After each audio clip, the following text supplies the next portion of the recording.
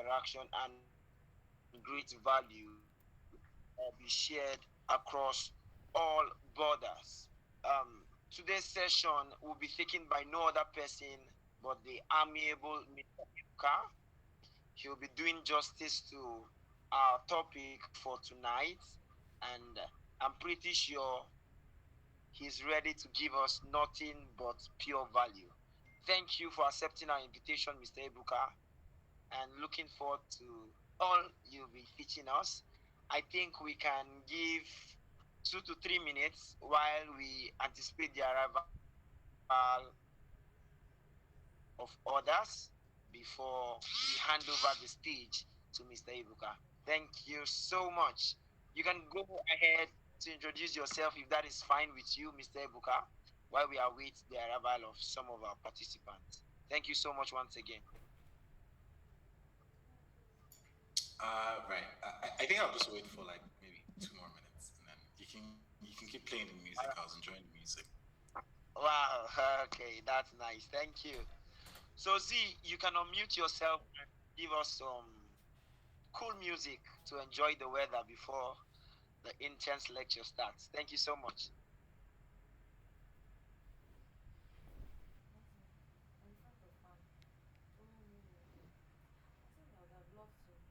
All right. Hey guys.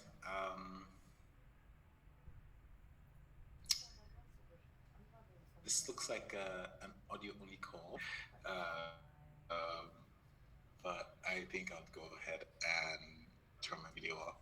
Anyway, hello guys. My name is Ibuka. I'm a software engineer, a blockchain consultant, and a teacher.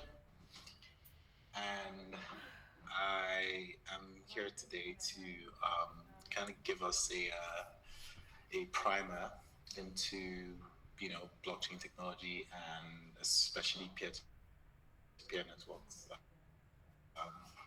Essentially, if we're going to achieve anything here today, it's that at the end of today, I would like for everyone on this call to have a basic and solid understanding about the basic technologies that most of our blockchain world is built on today. I would, before I go into a lot of detail, first I kind of want to take a survey of the people we have in the room. We have about 33 people on this call.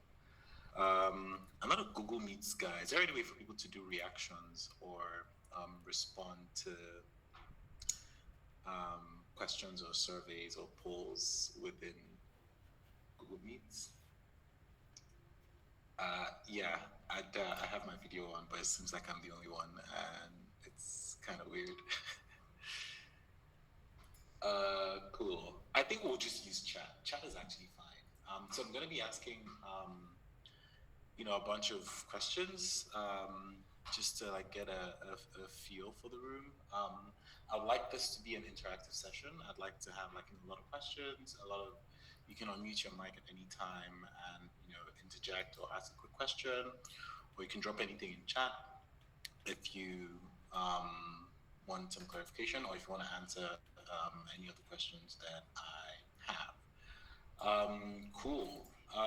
So with this quick intro, I'd like everybody in chat, please, as much as you can, to let me know what profession you identify with, so I can get an understanding of the people that we have in the room. I identify as a software engineer. That is what I do professionally. So I'm going to write my name and what I do like this, and I'm going to drop that in chat. And I'm hoping at least that 33 of us can do that as well, like over the next, say, 30 seconds. Right, let's go.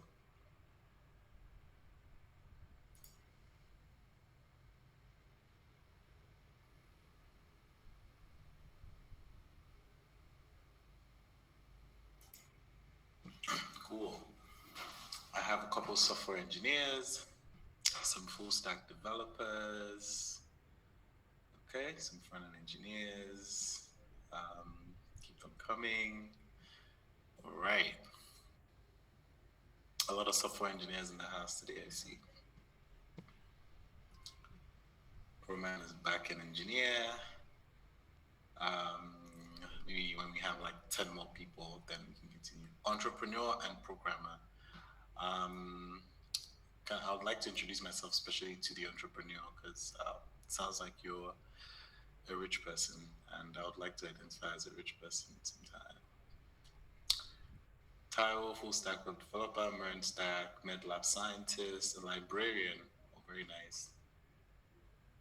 Very, very nice. Blockchain developer. Very nice. Oh, we have some pretty experienced people in the house. Cool. So the reason I asked this question is so I can get a feel of the people we have in the room and have a better understanding about the kinds of terms and terminologies and basically the way I need to convey my message so it makes the most sense to everybody in the room and we can get the most value out of what we're doing here today. Thank you all for responding to the question. So essentially what we're going to be doing here today over the next hour is a simple introduction to blockchain concepts. Probably a lot of us over here have heard of blockchain a lot in recent years, and sometimes the things with popular terms is you hear them enough times that you don't even um, worry about what they actually mean or the underlying technologies that power them. Same way that say people get into front end development and hear React all the time, and it's like, oh, React is a framework for building front end web applications, and I go figure out JSX and how to use what they use in React these days. The fun, all that cool fun stuff, but underneath it, there's the JavaScript language, and then there's the browser, and then the V8 engine, and then the compiler, and then it just keeps going very deep in there. For most times, you can say, for example, people say blockchain and cryptocurrencies. You could probably go buy Bitcoin and sell it and create a wallet without really caring too much about the underlying technologies about these things. But when it comes to building for the blockchain ecosystem, I think it's very, very important to start with the basics. It gives you a very grounded understanding about some things that will really help you simplify your understanding of the ecosystem over time. And that's why we're here today. So I will be your friendly instructor here today, and I'm going to try to keep this conversation as simple and as conversational as possible. Again, you can pause me anytime, ask questions. I'll make this more of a conversation and less of a presentation, right? Because I want to create the opportunity for us to really understand simple things as opposed to the complex things. Don't worry, I'm not going to be talking about a lot of complex things today, just simple things. So that brings us to our first question. Before that, does anybody have any question or anything they want to ask? 3 seconds. All right, cool. We're going to just jump right into it. So, introduction to blockchain concept. I think as far as blockchain is concerned, there's something you hear a lot when people talk about blockchain a lot, and that is something called peer-to-peer. When you read some articles about blockchain technologies and cryptocurrencies, you hear things like decentralized. Something you hear along with that is something called peer-to-peer or P2P. And you may ask, what does peer-to-peer or P2P mean in computing? Now, mind you, peer-to-peer is not only a blockchain concept, it's a computing concept. It's an idea in computing in general. And to simply answer that question, what is a peer-to-peer network? Now, I'm going to, just take it back to something about the history of communication, right? The internet we use today is essentially a bunch of computers spread across the world communicating in some form or the other. Some computers are connected to other computers via Wi-Fi. Some are connected over, LAN cables. Some over 3G and 4G. Some over fiber connection, and probably 100 other ways. But essentially, some smart people that have lived for a while figured out a way to make one computer connect to another computer and share information to the next computer, and that's how the internet was born. And that's why it's called a network, right? Because if you draw a line from one computer to every other computer in the world, it's going to be the largest, most complex, most complicated web that you're ever going to form. Now, as the internet has grown and evolved over years, it has become pretty clear that there's pieces of information or bits of information that need to be housed, right? So when I say housed, it means like there's information that's large enough on this internet that it cannot possibly fit into one computer, right? So some other smart people build servers, go to a house, stock like 1,000 computers inside of it.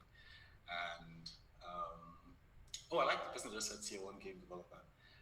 And just stock servers and storage in there, and then they store files, and then people that want to build things and put it on the web, instead of putting it on their computer, they go to that place and say, I want to host my website on your servers, and then they put it there. What this means is that over time, um, the information, the data that we have on the web gravitates into servers. Like they just get into all of these huge servers all across the place. So when you want to request information, you send a request, it goes to that server, you get an information. Now this is hosted information, right? This call that we're on right now is hosted somewhere in Google's cloud, right? So as I'm talking, you're not directly hearing the data voice coming from my computer. It's going from my computer to Google's infrastructure, Google's server, and then going from Google's server down to your own computer, right? So if there's an earthquake that happens, in everywhere that Google exists, for some reason this call will cut off. The people at Google are probably too smart to let that happen, but just know it's something that can happen. Now, this brings us back to the original question, what are peer-to-peer networks? Now, in the original design of the internet, the idea is for every computer to be able to connect to every other computer.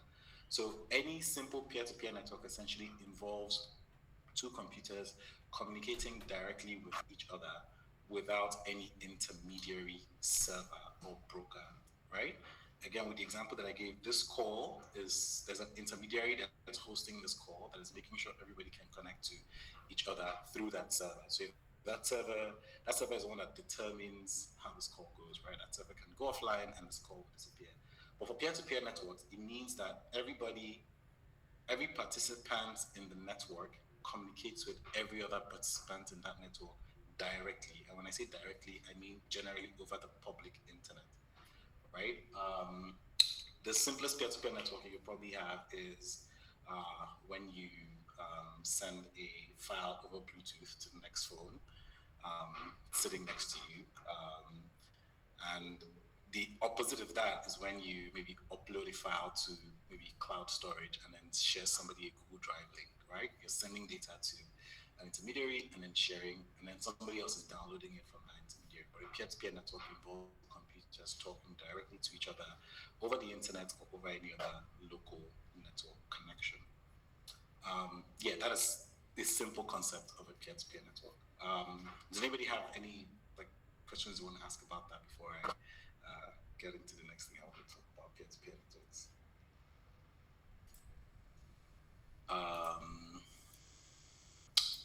Nope. Cool.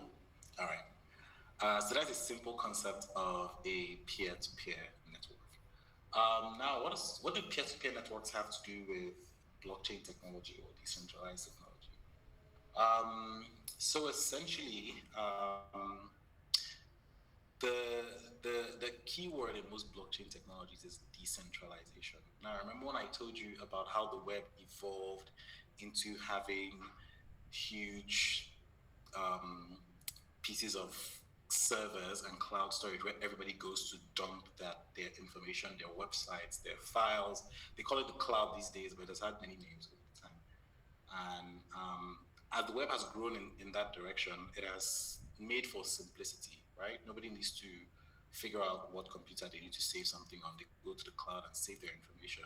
As the web has grown in that direction, it has created something we call centralization. So essentially, centralization means most of the information and most of the data being housed and essentially owned by few people. So there's probably like 5 billion internet users on planet Earth, and there's probably less than 2 million companies that control all of that information, right? So this essentially means that a lot of our data and a lot of our information is centralized, right? A lot of the ideas that come from blockchain technology essentially says we would like a world where information and data is decentralized, right? Which means that we would like a world where no single point or no single person owns and houses data or information. It is distributed across different people or different computers, to keep it simple. Now, how do you build this kind of system? How do you build this kind of network where all of the data is not centralized in one way? The way you build that is by building a peer-to-peer network, right?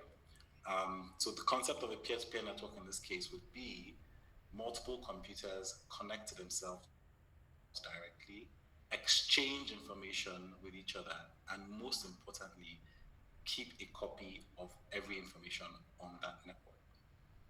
In simple terms, if I have my laptop, right, and I don't have internet on my laptop, for example, and my friend has a laptop as well, maybe somewhere around the house in the next room, and we want a way to communicate over our laptops, but without going through the internet, right?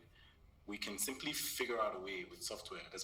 We're mostly software engineers here. We figure out a way using software to send a message from my laptop over the maybe wireless network that we have in the house, or over even Bluetooth, for example, and let it arrive on his own laptop, right? So I send hello, he gets hello.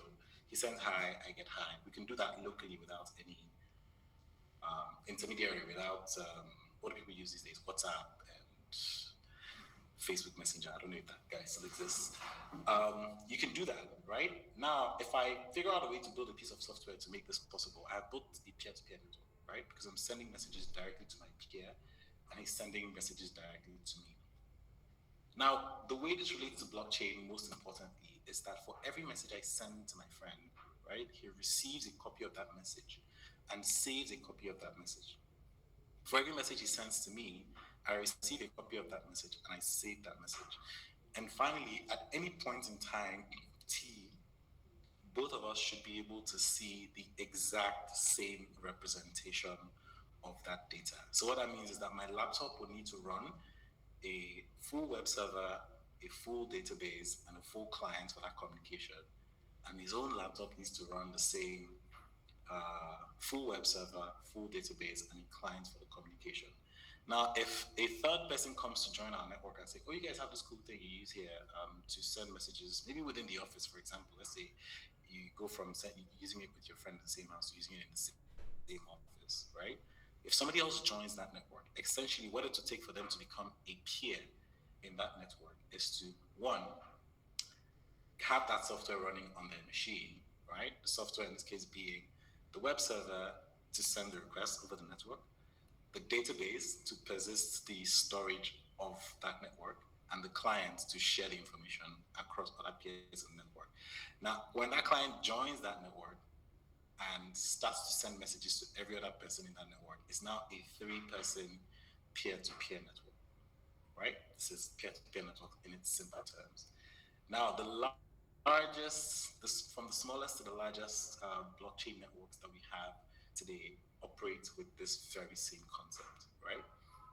So for anybody running something like a Bitcoin node, you don't have to understand what that means now, for example. For anybody running a Bitcoin node, essentially what they are is a peer on the Bitcoin network. The Bitcoin network has hundreds of thousands of computers, millions of computers running across the world in different locations, communicating directly with each other. And there's a distracting sound coming from somewhere, sorry. Running.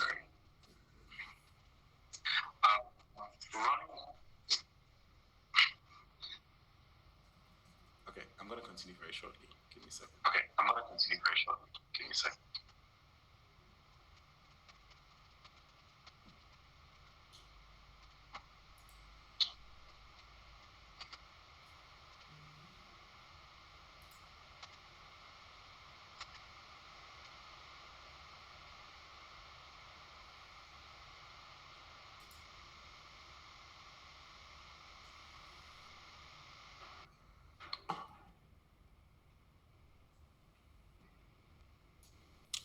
Thank you very much. Cool. What was I? So I was saying the from the smallest to the largest blockchain networks in the world that we have today operates with this very simple concept, right? Every member on the blockchain needs to be able to communicate with every other instance in the blockchain and needs to be able to see or have the same copy of the data across the network. Now, how is this a good thing? And by the time we get to the part of the conversation where we'll start talking about the actual blockchains themselves and the concepts behind cryptography and some of these things, you will understand why some of these things are this way. But in a very simple way, from the point of view of the data, is like with all the things that we're talking about, the data is the most important thing. The important part about this is that the data has now been decentralized. How is decentralization a good thing? It means that if any of the computers in that network dies, just goes offline or catches fire and can no longer work, the information is not lost, right? There's extreme redundancy. If any computer on that network is somehow cut off from every other computer in the network, internet is shut down, some kind of shadow blocking is done on the internet for somebody because they don't want them to participate in the blockchain network, the data still lives on that network, right? As long as there are enough peers, enough people on the network, sufficient number of people on the network to house that data, the data will always exist, right? Whenever anybody comes back online, all they need to do is to synchronize themselves with any other peer in the network, and they'll get back up to speed and start contributing to that peer-to-peer network. Besides blockchain, I think a simple example of a very solid, a very reliable peer-to-peer network that has existed for a very long time is the file torrent networks. I don't know if any of you know what torrents are and how they work. Does anybody have any idea? So essentially, like BitTorrent, the BitTorrent protocol, uTorrent, essentially they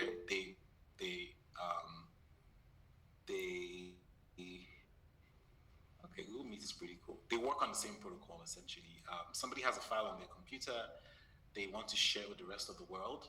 You don't upload it to the cloud or to Google Drive because Google now owns that data and they can decide to make it disappear. And believe you me, they do. Some people upload things sometimes and they say it does not. We do not like this file. It does not adhere to our terms of service, and we're going to delete it. And that file is lost. Like you cannot get it back. But a BitTorrent network essentially says, I have this file on my computer. Anybody else can download it directly from my computer. They connect to the internet and find a way to download the file from my computer. When the third person comes to download that file as well, they now have two peers to download the file from. So they can download half of the file from me, half of the file from the other person that downloaded it. What this means is that like in a very short time, there could be 20,000 people that have this file on their computer, and anybody else that comes to download this file can have a choice of 20,000 people to download it for. So essentially that file can live forever as long as there's peers on that network keeping that file alive. All right. I think Cephas, you raised your hand a while ago. Do you want to maybe, do you have a question? Do you want to vocalize it or something? Not really a question. I wanted to contribute on that torrent. I get files from torrent a lot.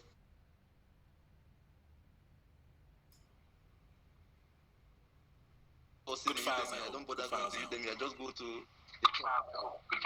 good files. I just go to a torrent site and then get them into my system and I flew. So I don't pay for nothing. Good for you, man. Good for you. Essentially like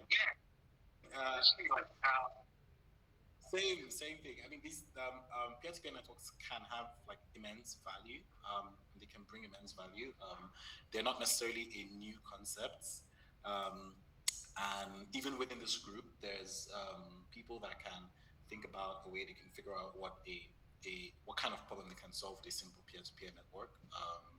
The messaging system I mentioned about being able to send messages to your friend in the next room or in the same office, over the wireless network without having to go through the web is a simple solution that somebody can build and have that working.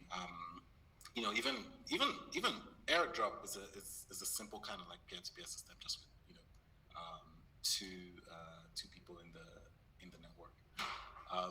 Yeah, right. Does anybody have any questions or contributions?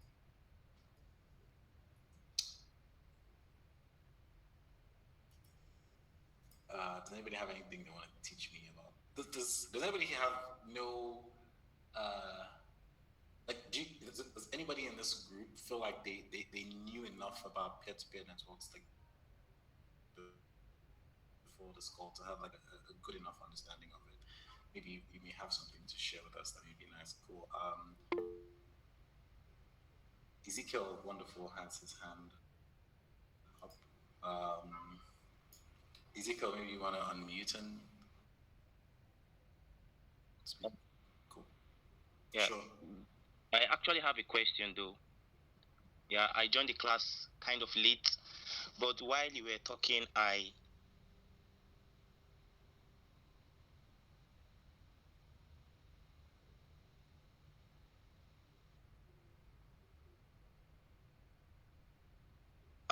how do we track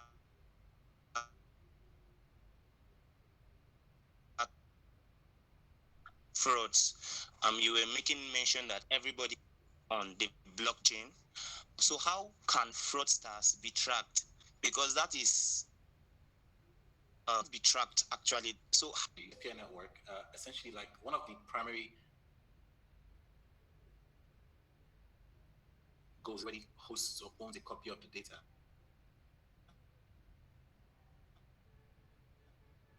Right? You can understand what is in the data and make sense of it. We're going to talk about a little bit about encryption and identity, right? And that is when we're going to actually try to answer this question in a bit more depth, right? But the problem with identifying something like fraud, for example, it's not a problem that's inherent with peer-to-peer networks per se. It is an issue of identity, right? We're going to talk about, I think it's probably not even the next one, probably the one after, probably when we get to like decentralized applications, we're going to talk about, ethics of decentralized applications, things to consider when building decentralized applications and all of these things. But it's almost ironic that in a blockchain network where everybody can see all the data, like blockchain networks are more visible than even the most transparent banks in the world. They're extremely visible, but because there's an obfuscation of identity, it then makes it difficult to know who owns what or who is who on the blockchain. But we're gonna get into that a little bit more over time when we talk about encryption and identity and ethics and a few of those other things. Yeah. Cool. Any other questions? Any other contributions?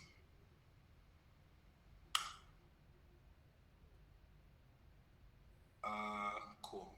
Okay, I have a question. Okay, cool. Oh, you have your hands raised again. Yeah, you can just go ahead and unmute your mic. My question is, how does coding come in? Sorry? How does coding, like programming, how does it come in? Yeah, absolutely. I'm gonna get to that. I intended not to make this course a workshop per se, and I'm gonna get to like the second half of this thing after explaining P2P networks. I'm gonna show us like a real life example of a P2P network and the code behind it. But essentially, if computers have to do anything, code has to power it, like software has to power it. In the BitTorrent protocol, for example, is all code, right? Somebody has to write code to break down the file into chunks and send it over the network layer, and track the file, and somebody else on the other end needs to decode the file, download it. All of that stuff is code. In the Bitcoin network, somebody has to write the software that will live on the computer to create an address, sign the transaction, send it over the internet to the next node. All of that stuff, all of that is software. We're going to get a little bit into that, like right now, in the very next today, and just to give you a simple idea of how we can build our own simple blockchain type network with a simple programming language, so that we can have an idea of it as well. So I'm going to get to that very shortly. Ezekiel, do you still have your hands up? Do you want to say something? Oh, sorry. I forgot to off it. Sorry. All right. Cool.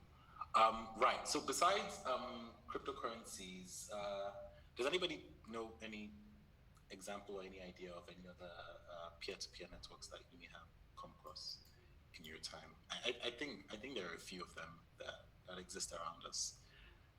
See if we can identify any of those.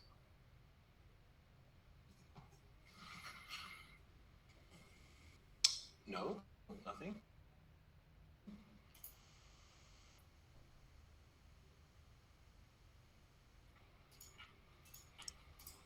Okay, so I've come across this app to watch content. For example, like movie or latest series. Instead of watching on your, similar to torrents, but you don't have to download it. Just stream it live, and it's a peer-to-peer. You're streaming from someone else that is streaming, sort of. So I believe that's interesting. I've come across. That is a very good example of a peer-to-peer network. Yes, that's very good. Somebody said a Wi-Fi hotspot. Yeah. So technically, a Wi-Fi hotspot is the network layer. It's not the network itself, because something needs to run on the network.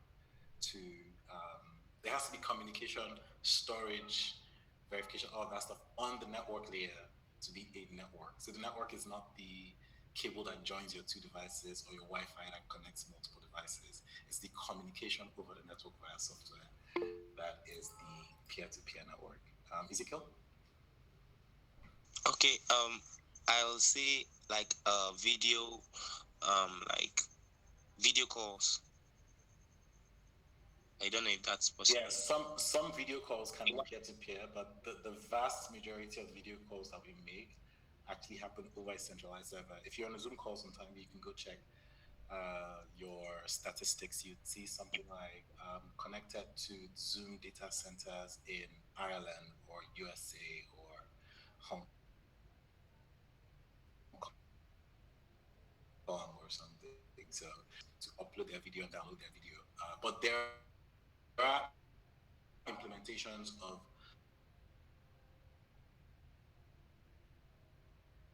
our video feed goes. Yeah, WebRTC is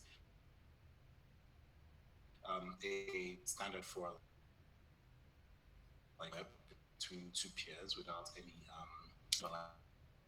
server.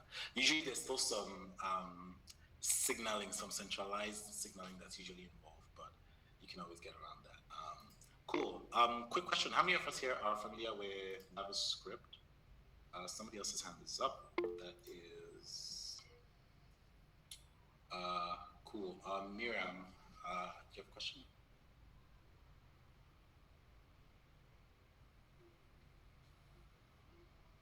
Yes, my question is, I don't know, I wanted to understand something more like a clarity. Sure. When two operating systems are communicating, like distributing BitTorrents, can you consider that to as peer-to-peer transfer? Absolutely. Like I mentioned, the BitTorrent protocol is one of the longest lasting, most tried and tested protocol for file sharing over peer-to-peer networks. It's one of the OG peer-to-peer networks out there, even much older than Bitcoin we have today. And even more newer applications and systems are being built on the BitTorrent protocol. Even the one Richard mentioned, under the hood still runs the BitTorrent protocol. Yeah, so that's a very classic example of a peer-to-peer network.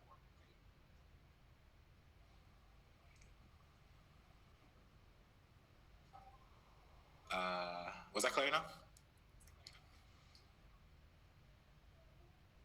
Yes. Okay. Thanks. Thomas, do you have a question?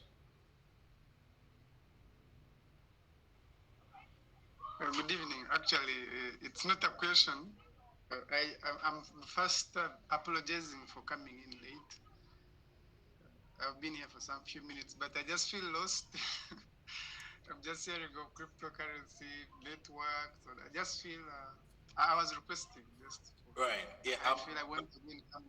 I want to come late again, but before we started, I was asking what people identify as in their profession, and a bunch of people said software engineers, librarians, scientists. Do you want to tell us what you do? yeah, I'm a software engineer as well. Got it. So we've just been having a conversation about peer-to-peer networks and how computers can communicate with each other directly without having to communicate over a third party brokering their connection between each other, right? And I was giving examples of peer-to-peer networks and why they're necessary and the kinds of problems that they can solve for us, especially as they relate to blockchain. Oh, thank you so much. I now feel I understand the topic. Cool. Great. Yeah. So I'm guessing there's a lot of software engineers in here, so I'm gonna, try to make it a bit more technical. Because of the time allotted to this session today, I don't believe there's enough time to have an actual workshop where we're pulling down code, running code, testing it, and then running an actual peer-to-peer network between all of us in this group. But it's going to be like an asynchronous workshop that we're going to set up, right? I'm going to set up an actual blockchain node running something you can easily pull down from GitHub and run on your machine. And I'm going to have that running asynchronously, and then we can interact with it over time. I'm going to keep a network running, and anybody can join that network and communicate with it over time. But I don't think that setup is feasible or viable to do on this call. But I'm just going to take us into the idea behind it and walk us through what an actual blockchain node can and will look like with an example from an open source blockchain peer-to-peer network written in JavaScript. Is that okay? Coolio. Yeah, 1 second.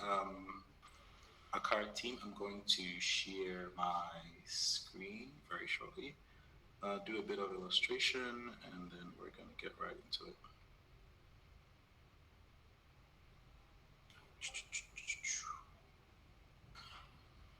All right, where is this screen?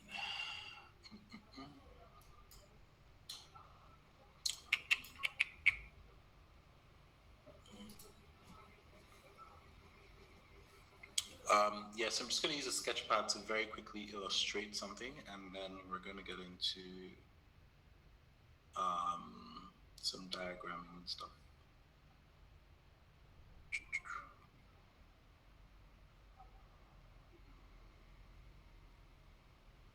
Cool. I'm going to clear this. Great. So first, some illustrations and then a little bit of code. Again, so I'm going to share a tab, and the tab is going to be this guy, and then I'm going to do a bit of illustration on the screen. I'm going to scribble a couple of things on the screen. You let me know if you can see it. Good?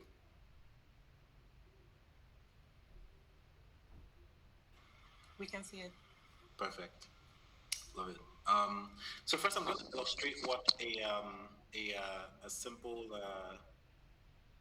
the code that we're going to take a quick look at is comprised of, right? And then we're going to get into the code. So first, we're talking about a peer-to-peer network, and like we said in a peer-to-peer network, the peer-to-peer network consists of multiple systems. I'm going to call this guy computer. And I'm going to call this guy B. Cephas, could you read, please?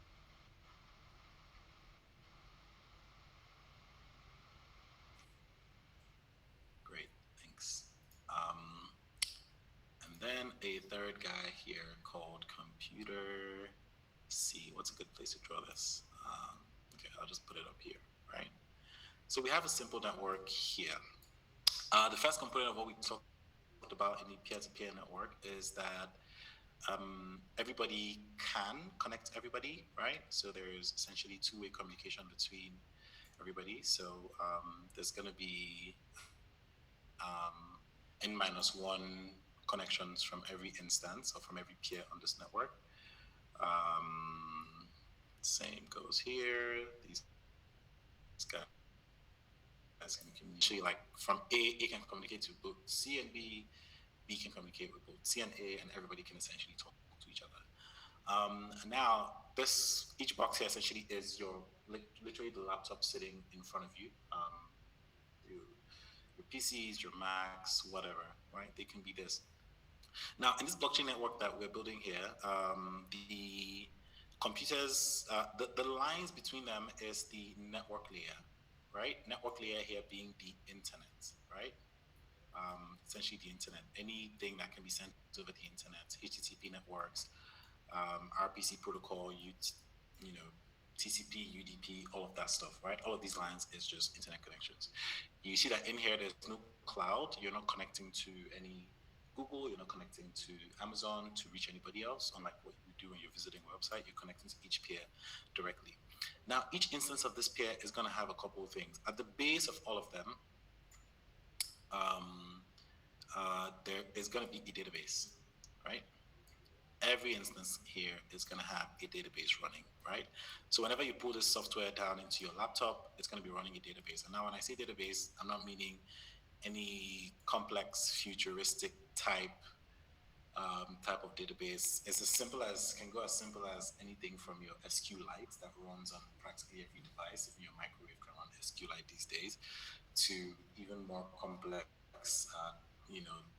decentralized data stores like Cassandra and the rest of them. Pretty much any kind of database can serve a simple blockchain. Now, each person runs this data. The interface here is not necessary to go into it too deeply, but essentially everybody needs to have a thin web server running at the interfaces to be able to receive connections. So for any time you send a request to a remote location, it needs to be running some kind of software web server to be able to receive messages, receive requests, interpret it, and do whatever it wants with it. Now, mind you, every instance of this peer-to-peer network must be running the same network. In an actual blockchain network, especially with cryptocurrency networks, there are algorithms in place in the software that says everybody must be running the same kind of software, if not, or else you would not be able to connect to this network. I'm going to switch to my Google Meet screen to see if this is visible. Okay, looking pretty big on my end, but pretty small on your end, because I use a pretty wide monitor. I'm going to switch this up for a bit. 1 second. Is the screen size different?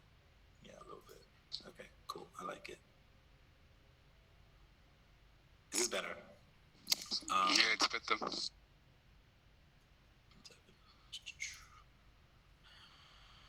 Cool.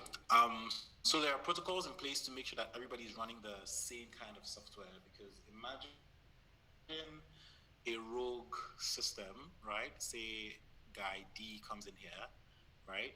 And is running a rogue piece of software in here and starts to broadcast bad messages to everybody on the network, right? If the network is not built to handle this kind of thing, a rogue peer can join the network, because it's an open network. It's open to everybody on the internet, right? Nobody gatekeeps it.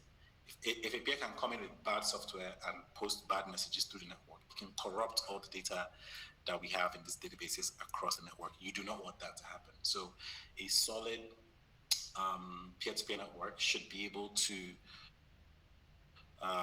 verify the software running on every peer before the peers are allowed to join in the network. More on that later when we talk about cryptography in some other sessions. I'm looking for my undo button. Got it. It's right here. All right. Message.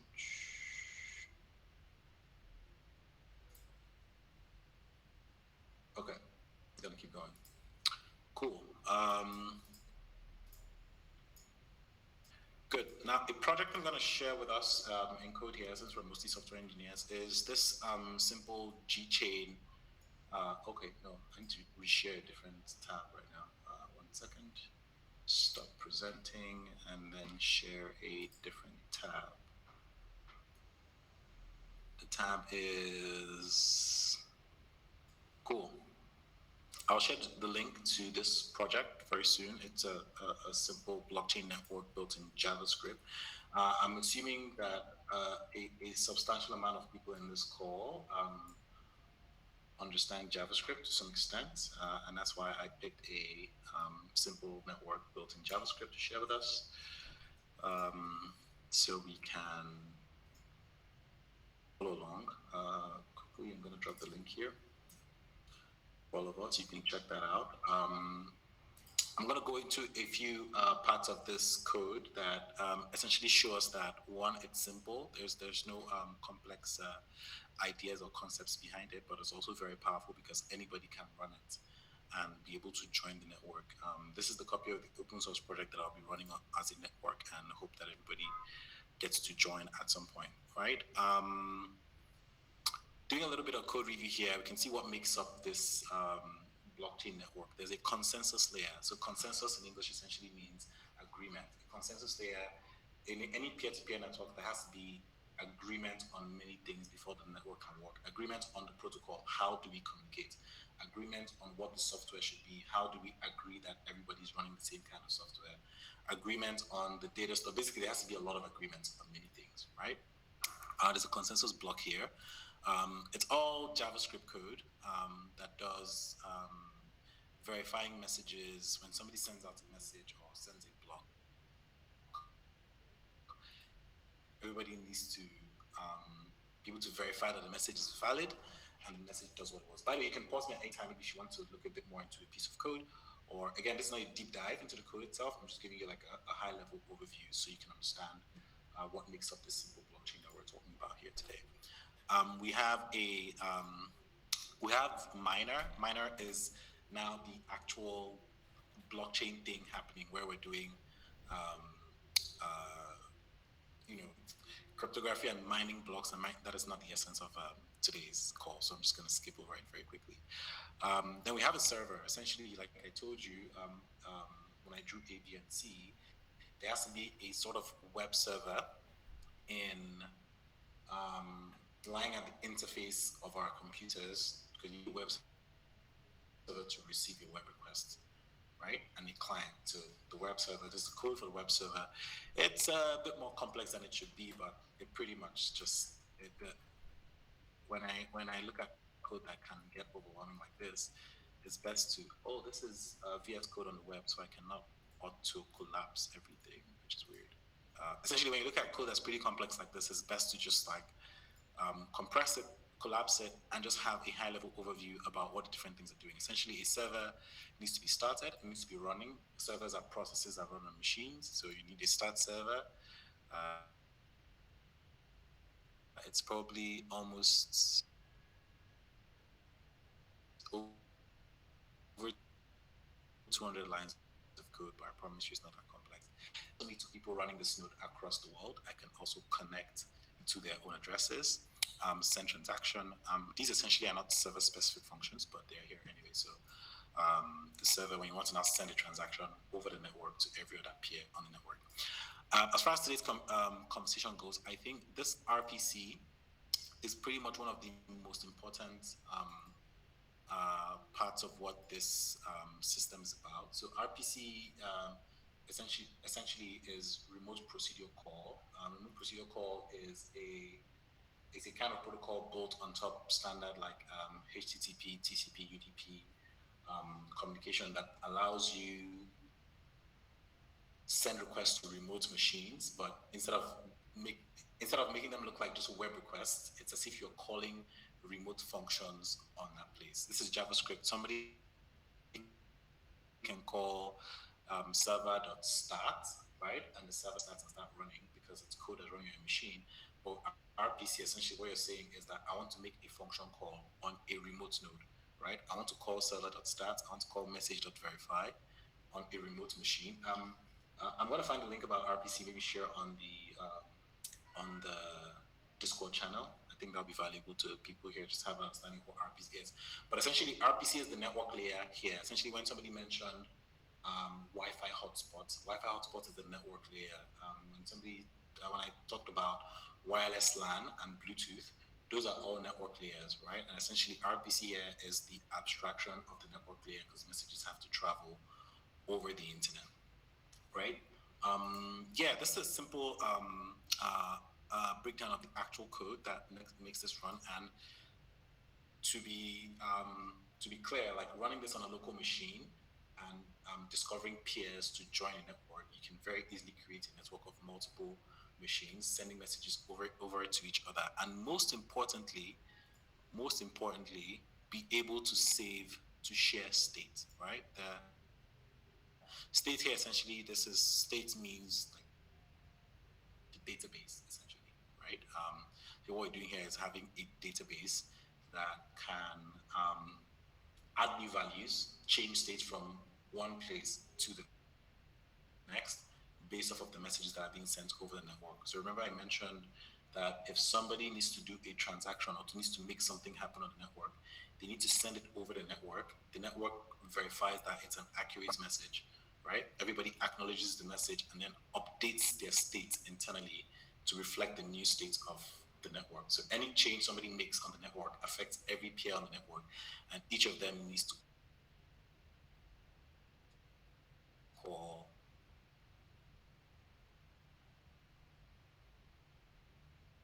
their change state method. So essentially, change state method just receives a new block of that, and then I change my state to going from 5 items in my state to 6 items in my state. And once I do that, everybody in the network also acknowledges that the state has gone from 5 items, 6 items, and updates their own state likewise. So whenever anybody drops off the net in their country, they can no longer work. If they come back and rejoin the network, all they need to do is ask from the network and say, peers, please, I need to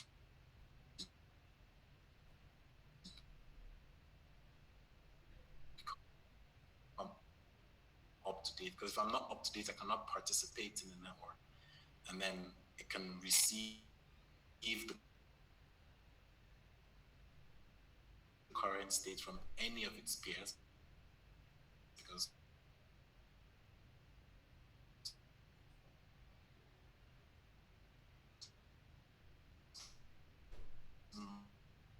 multiple people have that data. Once it's up to date, it can now participate again in the network and start sharing data and sharing information. Yeah, this is a pretty simple and interesting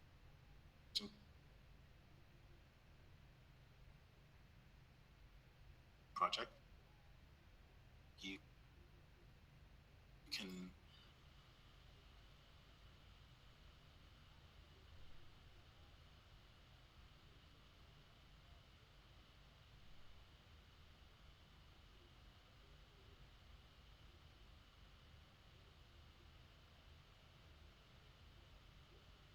take a look at the README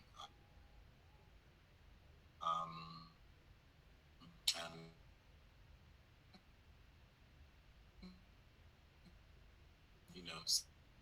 see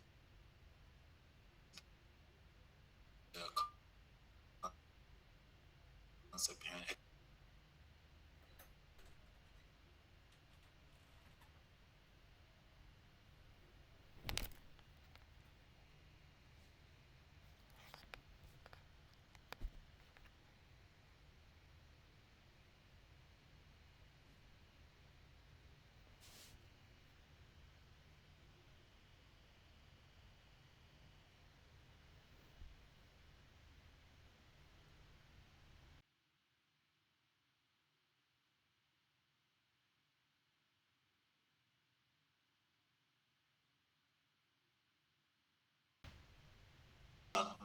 centralized anymore. It's just doing the same thing any other participant in the node can do. That is pretty cool. So yeah, we will. Lawson dropped the question as well. Yes, so there are a number of helpful links that we're going to be sharing for you to read up on. These things are foundational concepts and they're extremely important. As a blockchain consultant, I'll be very honest with you, I've met a lot of people that knew a lot of code, knew how to write some Rust and some JavaScript and maybe some Python, and started developing blockchain apps. But after a certain time, you can probably tell that there's a missing underlying knowledge in blockchain concepts, and that they either do things that are too verbose or extremely complicated, or things that just don't work, right? So I think it's like super important to understand some of these things. So I'm going to be sharing links on Discord that we can read up on, and follow links and just get a really grounded, solid understanding of peer-to-peer networks.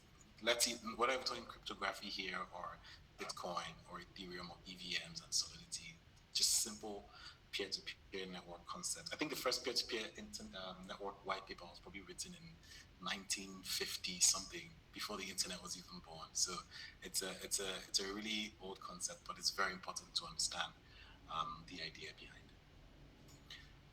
Richard, you have your hand raised. Yes, so I just want to understand and conceptualize this whole thing. So let's say, for example, I'm developing an application. Let's say, for argument's sake, it's a student management application, which is a blockchain application. So what this means is that every computer now on the network is going to have, an application is still going to have a database, right? Like a database code, interfaces and stuff. And what it means is that every computer on the network is going to have this same set of the database everywhere. Let's say I'm using a MySQL database. So I'm going to have a MySQL on this computer 1, computer 2, computer 3, computer 4, and the data is kept duplicated or replicated or the same everywhere. Exactly. So is that things? Absolutely, yes. In its simplest form, yes, absolutely. That is the way it works. More advanced, just like any other computer science problems, there are always techniques to improve things and just make them, smoother. Maybe, hopefully, if you go a bit deeper into something like Ethereum white paper, you can see how the way they do multi-sharding and some of that cool stuff to reduce duplication. But essentially, at the core concept of peer-to-peer networks, yes, every peer has a copy, because the idea behind it is that as long as there's one peer running, data will never be lost, right? So if everybody's running the data and 99% of the network is wiped off, the data still exists somewhere. Whenever they come back up, everybody will come back up to sync, and the network will still live and survive.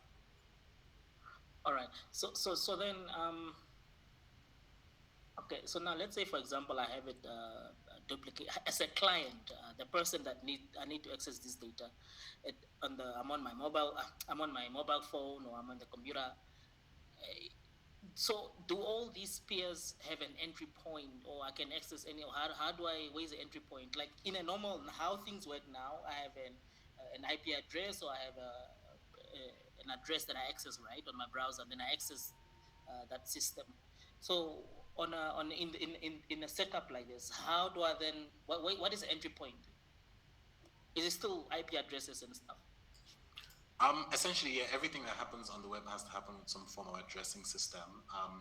But in this case, in peer-to-peer networks, there is no assumption of who the peers are, so there has to be a discovery protocol. Most peer-to-peer networks have a discovery protocol that they use to find who their peers are on the network, right? For the BitTorrent protocol, for example, there are tracker systems, right? So track systems are independent systems that have their locations publicly broadcasted, maybe with a URL. They have a URL, a tracker has a URL. And if anybody needs to maybe download a file, for example, you just need to find a tracker that has that file listed. When I find that tracker, I just ask the tracker, any of the trackers, how many people are currently downloading this file? Then that tracker says, here are 500 peers for you to download from. They're all serving this file right now. You can choose from any of them, right? That's the BitTorrent discovery protocol, right? So for any decentralized network, you cannot know everybody running the network at any particular time, right? You start from zero knowledge, you don't know anything, right? But you have to, different protocols, different systems have their own inbuilt discovery protocols to find where everybody is. Some use gossip protocols, some use broadcast protocols. There's so many different ones, but once you can discover who they are, you can, save them in your own state, and then you know how to reach everybody. And you constantly update it. So as new people join the network and leave, you also make sure to update your state so you know how to reach the peers on the network. I think there was also a sub question you asked there about clients.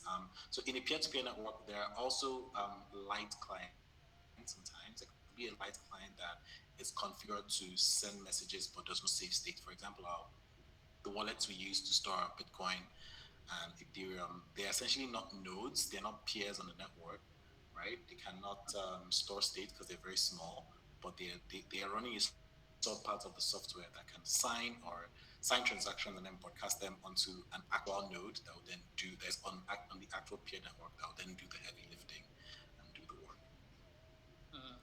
Okay, I think I would say I understand 50%, but I think I understand more if I see it in practice, like when we practice. Absolutely, we're going to be doing a significant amount of workshops in this bootcamp, and it's going to be absolutely fun. I promise you.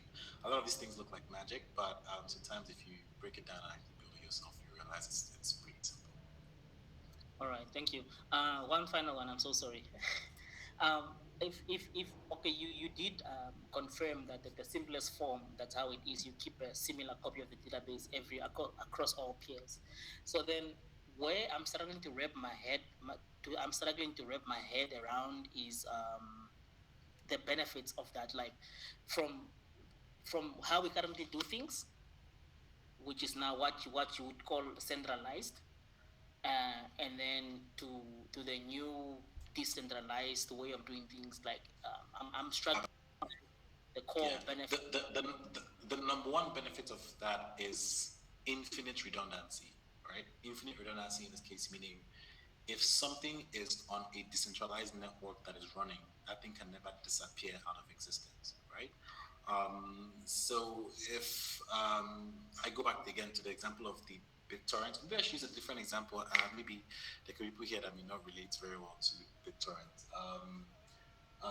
IPFS maybe as well. But essentially, like, it's infinite redundancy. Redundancy means we want this thing to be running to be always available, right? If you're building a regular web server today, you will not run one instance of your database. Most people run 2, some people run 7, 10 instances of a database because they understand that software can fail, right? If one database fails, you switch over to the other one and it still has a copy of the database.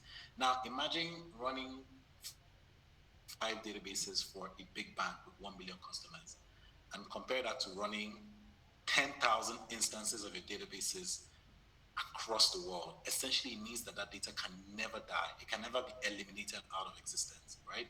Even if you hunt those 10,000 systems, those computers, those servers, wherever they are, if you can destroy 9,995 of them, right, and 5 manage to stay alive, that network can still grow to 1 million computers and still survive without any data loss, with 0 data loss. Data will never be lost, right? That is the number one value, essentially infinite redundancy, right? The network will always stay alive because everybody runs a copy, right? But if it's just if the fewer instances there are, the fewer databases there are, if anything happens to those few instances of the database and the last one dies, that's it, that data is lost forever. Okay. So then, for us to be safe, then there has to be like a minimum number of peers, then you can say we are fail safe. Absolutely. There are a lot of blockchain concepts that go deeper into some of these things. Things about consensus, how many instances, essentially that's why the larger the network, the safer it is considered to be, right? If you have a small network, people say, okay, maybe they can shut them down. But the larger the network, Bitcoin is one of the largest ones, and that's why there's a high trust for it, because there's incentive for more people to keep the network running, so people believe that it will never die. Because if every Bitcoin node in the world shuts down now, that's the end of Bitcoin till the end of time. All right. Thank you, sir. Wow. Super amazing session. Thank you, Mr. Ebuka, for pouring out yourself. This was explosive. And I believe everyone could attest to the fact. I saw messages popping on the chat and I was like, wow. Thank you so much for your time. And please, if any one of us is having any other question, we can do well to drop it on the Discord chat, and we promise to reply as soon as possible. And for the resources also, it will be sent to our Discord channel. And happily too, our session was recorded and it will be uploaded on our YouTube channel for everyone that wants to go through them again to be able to go through them. So thank you all for joining. I enjoyed every second of today's session. And I'm happy to tell you, see you again on Friday, same time, 7 p.m. And we continue the journey on Discord. Let's have fun, let's learn, and let's grow. Thank you so much, everyone. Do have a wonderful night rest. Bye-bye. So speaking of Kansas, give us some cool music as we round up and go off for the night. Thank you, everyone. Thank you so much, everyone, for joining. I hope you all had a great time.